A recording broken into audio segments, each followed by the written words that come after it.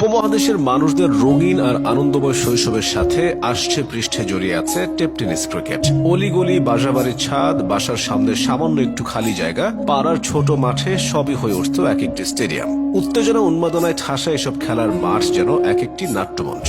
স্থানীয় পর্যায়ে এই টেপ টেনিসের ক্রিকেট ম্যাচ আর সত্যিকারের ম্যাচে কিন্তু নিয়মের নানা পার্থক্য আছে, যেগুলোকে ঠিক নিয়ম বলা যায় না, বলা চলে রীতি। বেশিরভাগই ভীষণ মজার আজগুবি। একদম শৈশবে বেশিরভাগেরই খেলার ব্যাটই থাকতো না, নিজেরাই কাঠ কেটে ক্রিকেট ব্যাট তৈরি করা হতো। সেসব ব্যাট আবার খুব সুন্দর আর মজবুত হতো। কৈশোরে পা দিতে দিতেই ব্যাট জোগাড় হয়ে যেত। তবে ব্যাটের মালিক কিন্তু আপনার বন্ধু হলেও আসলে বন্ধু নন, তিনি নবাব সলিমুল্লাহ কিংবা তার বংশধর। খেলায় তার কথাই সই, তাকে সবার আগে ব্যাটিং এ নামাতে হবে। তার কথা না শুনলে ব্যাট নিয়ে সোজা বাড়ির দিকে হাঁটা শুরু করবে। কি আর করা, সবাই মেনে নেয় আপনার। ব্যাট তো হলো, কিন্তু ক্রিকেট বল? একটা টেনিস বলের দাম ছিল 20-30 টাকা, টেপের দাম 15 বা 20 টাকা। এই টাকা জোগাড় করাও ছিল প্রায় দুঃসাধ্য। 8-10 জনে চাঁদা তুলে বল জোগাড় করা হতো। তবে সেই বলের মেয়াদ বড়জোর সপ্তাহ দুয়েক, অনেক সময় আবার একদিনেই বল ফেটে যেত। তখন সঙ্গে সঙ্গে আরেকটি বল কেনা খুবই কষ্টকর ছিল। তবে the show must go on. কিভাবে জানি টাকা কিংবা নতুন বল ঠিকই ম্যানেজ হয়ে যেত। আবার অনেক জায়গায় নিয়ম ছিল, যে বল ফাটাবে সেই কাফফারা দিবে, নতুন বল কিনে আনবে।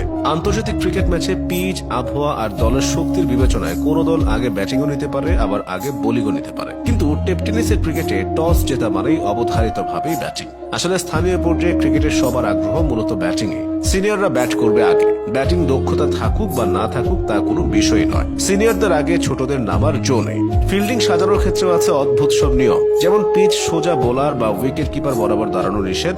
ফিল্ডিং এর সময় বসা যাবে না, তাহলে নো কল আম্পায়ার। পাড়ার এসব ম্যাচে আলাদা আম্পায়ার থাকে না, ব্যাটিং এ থাকা দলের ব্যাটাররাই ব্যাটিং এর আগে পরে আম্পায়ারের ভূমিকায় অবতীর্ণ হন। যদি ব্যাটসম্যান আউট হলে আম্পায়ারের ব্যাটিং এ নামার সুযোগ থাকে, তাহলে তো কোনো কথাই নেই, তিনি সুযোগের অপেক্ষায় থাকেন কখন আঙুল তুলে ব্যাটিং এ নামবেন। অধিনায়ক বানানোরও আলাদা রীতি আছে। সাধারণত সিনিয়র বা যে খরচাপাতির পয়সা দিয়ে থাকে বা খেলার উদ্যোগ নিয়ে থাকে, তাদেরই বানানো হয় অধিনায়ক। এই ম্যাচগুলোতে অধিনায়করা বাড়তি সুবিধা নিয়ে থাকেন। তারা সাধারণত এমন জায়গায় ফিল্ডিং করেন যেখানে দৌড়াদৌড়ি করতে হয় কম, আর যদি মাঠের কোনো অংশে ছায়া পড়ে তাহলে নিশ্চিতভাবেই সেখানে দাঁড়াবে সে।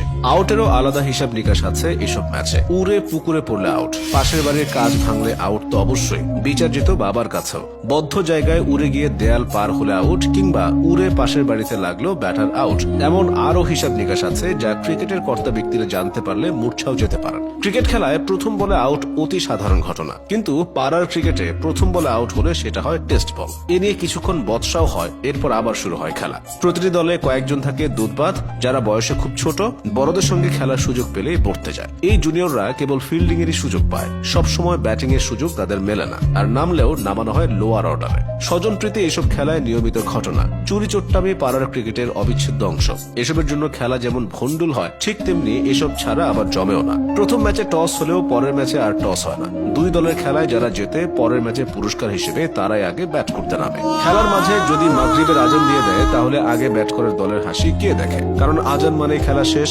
দুর্ভাগা ব্যাটিং দল পুরো ব্যাটিং আর পায় না, তবে কোনো সমস্যা নেই, আরেকদিন তারা আজানের সময় ভেগে গিয়ে পুষিয়ে নেবে।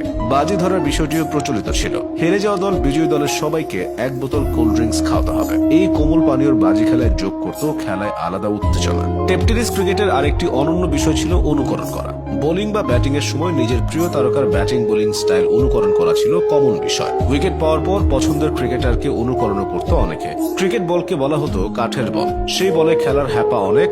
বড় মাঠ, মানসম্মত পিচ, ব্যাট, হেলমেট, নানা রকমের গার্ড সহ কত কি। তা থেকে সহজ লাগা টেপ টেনিস।